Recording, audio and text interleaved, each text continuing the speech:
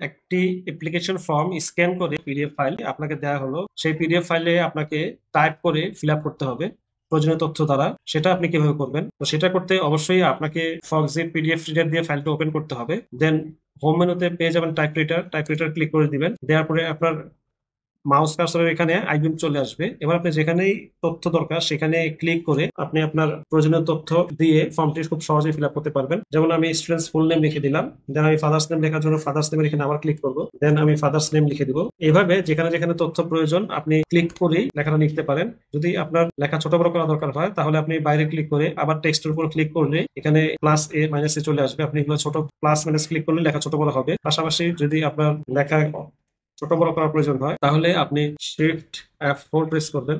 Shift F4 press করলে ডান পাশে আপনার ফরম্যাট চলে আসবে। এখান থেকে আপনি ফন্ট চেঞ্জ করতে পারবেন, লেখা বোল্ড, ইটালিক বা ফন্ট সাইজ ছোট বড় সবই করতে পারবেন। তো আশা করি বুঝতে পেরেছেন। ভালো লাগলে অবশ্যই লাইক করে যাবেন এবং ফলো করে পাশে থাকবেন। ধন্যবাদ সবাইকে।